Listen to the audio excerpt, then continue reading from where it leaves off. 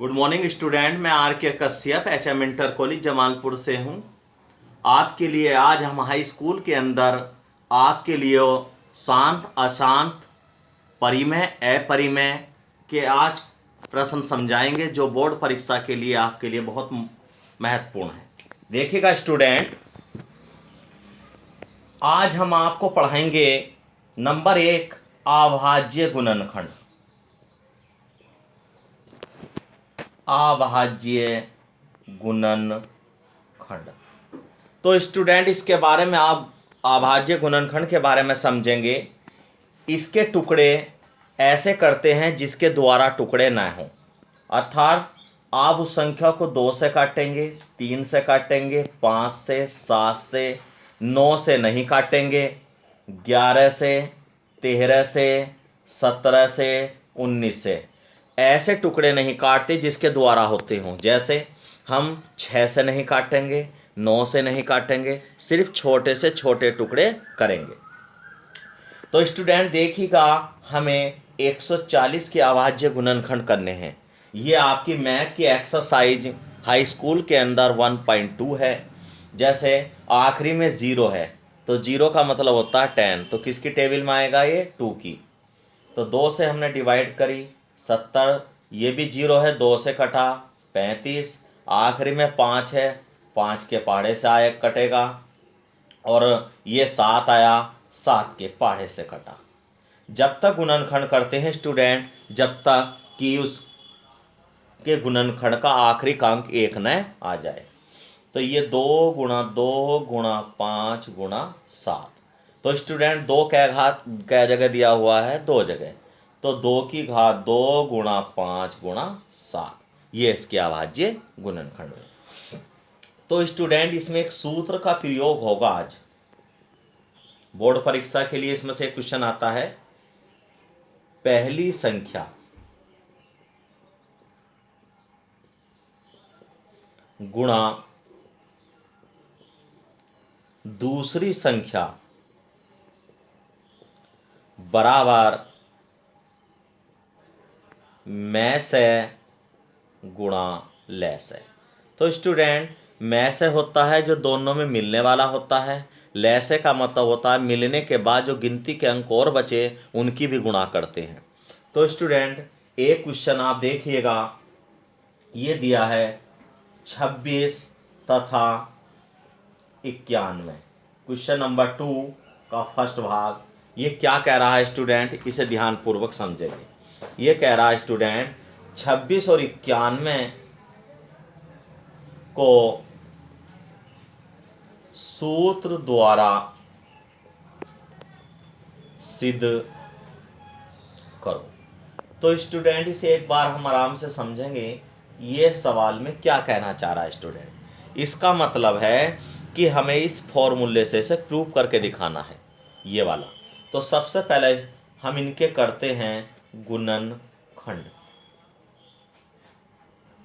26 के गुणनखंड करेंगे स्टूडेंट, आखिरी की संख्या 6 है, 2 के पहाड़े से कटेगी 13, और 13 किसके पहाड़े से आता है? 13 की।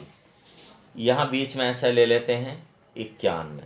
तो स्टूडेंट से काटने का तरीका क्या है? लास्ट में 1 का मतलब ये 2 से नहीं कटेगा। देखो 3 से कटता है, 3 से नहीं कटेगा तो 5 से नहीं कटेगा। 7 से काट कर देखो, 7 ही कम 7, 7 दिया 21, और 13 ही कम। तो इसका मैस है स्टूडेंट, मैस है वो होता है जो दोनों में एक सा मिलता है। देखिएगा कौन सा इसका पेयर एक सा मिला? 13। तो स्टूडेंट लेस हमारा क्या होता है? जो मिला वो तो लेंगे, सिर्फ एक पद, जो बचा 2 और जो बचा 7, इन दोनों की गुणा कर लेंगे स्टूडेंट। ये आया। अब इसमें एक हम फॉर्मूला लगा देते हैं स्टूडेंट। क्या? पहली संख्या गुणा दूसरी संख्या बराबर में से गुणा ले से। आप गुणा में ले से आगे ले लो, चाहे में से गुणा में आगे पीछे पद ले सकते हैं। पहली संख्या हमारी 26 है और दूसरी संख्या हमारी 91। मैं से हमारा 13 आया है और ले से हमारा कितना है स्टूडेंट 182। तो देखिएगा स्टूडेंट, हम इन दोनों पदों की गुणा कर लेते हैं। इन दोनों की गुणा हम यहाँ कर लेंगे स्टूडेंट। 9 छंग 54,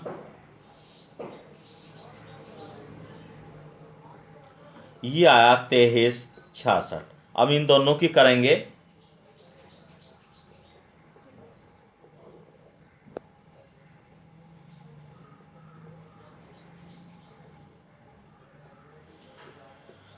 तो है लिख देंगे कथन सत्य है। इस टाइप से ये इक्वेशन आपके सॉल्व होंगे स्टूडेंट। सही है। इसके बाद अगला क्वेश्चन हम इसके एनसीईआरटी के 1.2 का क्वेश्चन नंबर आपको 4 समझा रहे हैं स्टूडेंट। ये भी इसी टाइप से होगा। इसमें हमारे पास 306 657 का में से 9 है, ले से ज्ञात करो। तो स्टूडेंट इसका एक सवाल बोर्ड परीक्षा में जरूर आता है। तो स्टूडेंट हम इसे कैसे करेंगे, हम जब इसे आंसर में सॉल्यूशन हल करते हैं तो ये वाली जो वैल्यू होती है हमारी, यह होती है हमारी पहली संख्या। इसको कहेंगे हम स्टूडेंट पहली संख्या बराबर 306। दूसरी संख्या हमारी स्टूडेंट है 657 और में से दिया है स्टूडेंट हमारे पास 9, ले से क्वेश्चन मार्क। तो इस फॉर्मूले में स्टूडेंट रख देंगे, पहली संख्या की जगह हम क्या रख देंगे 306, यह आप फॉर्मूला लगा लेना। दूसरी संख्या की जगह रख देंगे 657, में से की जगह रख देंगे 9 और ले से ऐसा का ऐसे ही। देखो स्टूडेंट, एक बात आपको ध्यान रखनी है, वो मान हमेशा नीचे आता है जिधर हमारे पास कोई चीज़ ज्ञात करने वाला मान होता है। तो ज्ञात क्या करना है हमें, ले से, तो उसका जो गुणांक है वो कहाँ गया स्टूडेंट, नीचे। तो स्टूडेंट हम इसे भाग कर रहे हैं 3 के पाड़े से, 3 कम 3 0, ऐसे ही 3 दूनी 6, 3 तिया 3 से इसे भाग करी, 3 तिया 9, 3 चौक, तो 34 गुणा 657 बराबर रहा स्टूडेंट ले से। तो ले से इन दोनों की दूरी गुणा कर देंगे जैसे आप दूरी गुणा करते हो। तो स्टूडेंट इसकी दूरी गुणा करके हमारा आ जाएगा ये, आप इसकी गुणा करेंगे। सही है स्टूडेंट। इसके बाद हम क्वेश्चन नंबर आपको 5 समझा रहे हैं। सही है।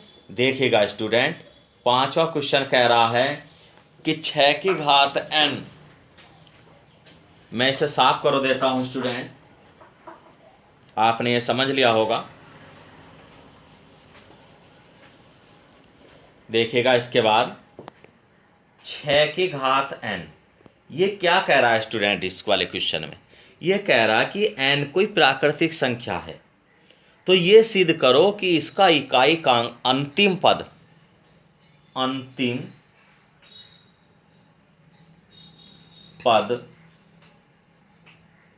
0 पर समाप्त होगा।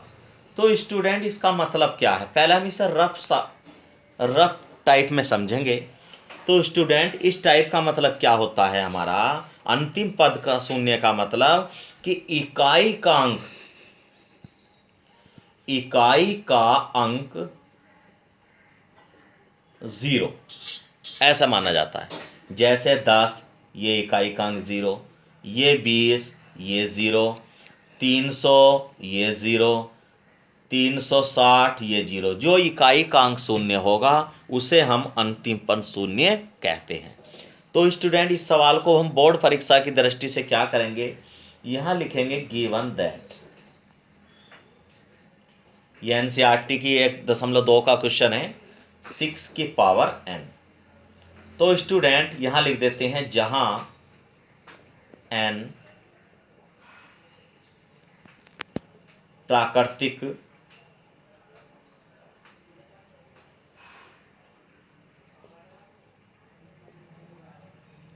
संख्या है।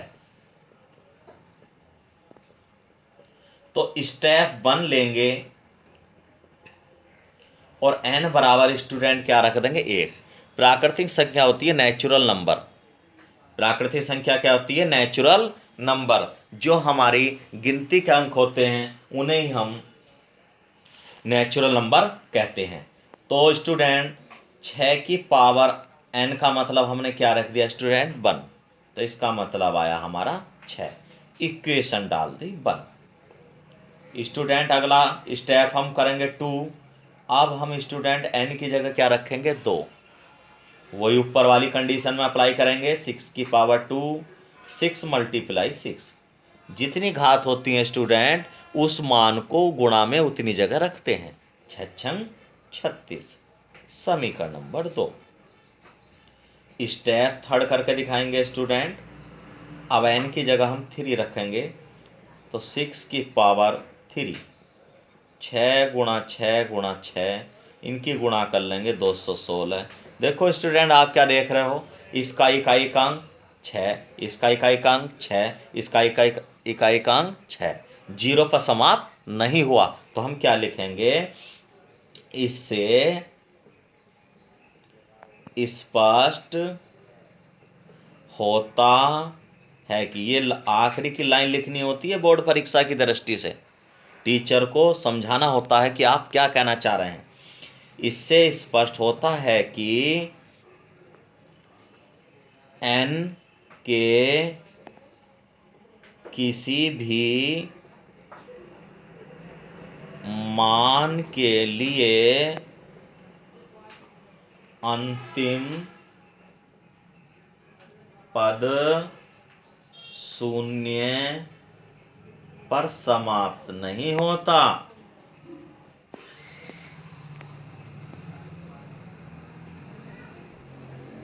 और पूछ ले स्टूडेंट अंतिम पद 0 कब समाप्त होगा, तो इसका भी एक नियम है। जब अंतिम पद हमारा 0 पर समाप्त होगा, इसके लिए हमारे गुणनखंड में क्या होना चाहिए, इसके गुणनखंड में अभाज्य गुणनखंड 5 होना चाहिए। क्या होना चाहिए? 5। लिख देते हैं, अंतिम पद 0 पर समाप्त होने के लिए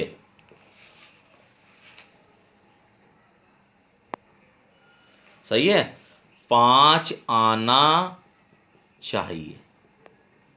तो सही है स्टूडेंट। आज के लिए इतना ही।